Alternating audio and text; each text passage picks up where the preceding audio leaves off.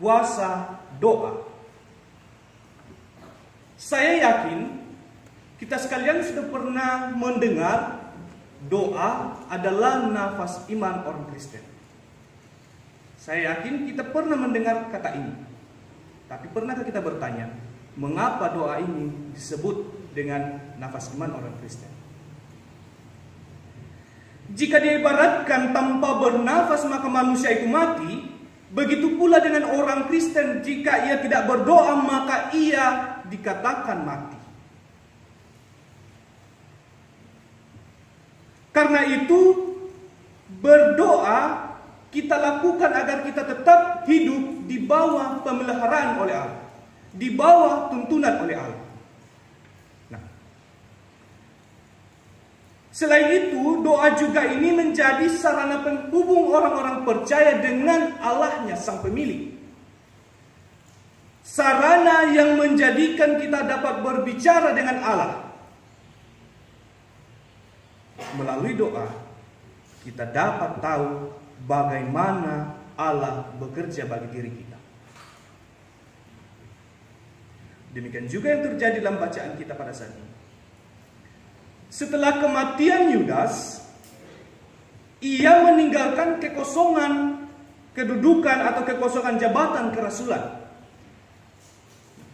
Guna mengisi kekosongan ini, Bapak Ibu yang terkasih, para rasul kemudian merencanakan untuk memilih penggantinya, dengan syarat bahwa orang itu harus ada bersama-sama dengan mereka mulai dari baptisan Yohanes sampai pada kenaikan Yesus.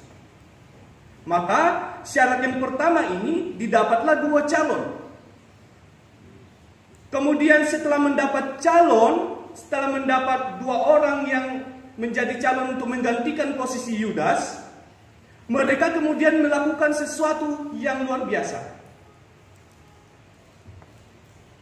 Mereka pertama-tama berdoa.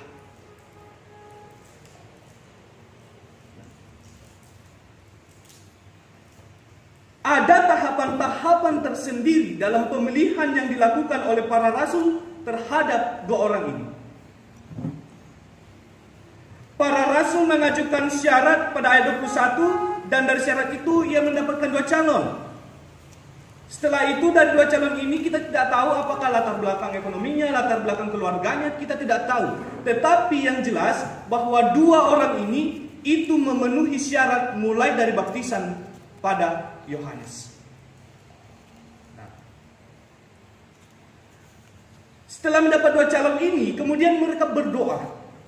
Mereka menyadari bahwa apa yang ingin mereka lakukan itu ia didasari pada pemilihan atau ia didasari pada kehendak Allah.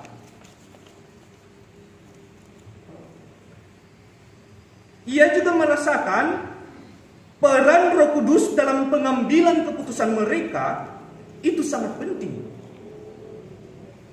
Nah, karena itu rasul-rasul ini memahami bahwa mereka butuh bimbingan Roh Kudus dalam pemilihan itu.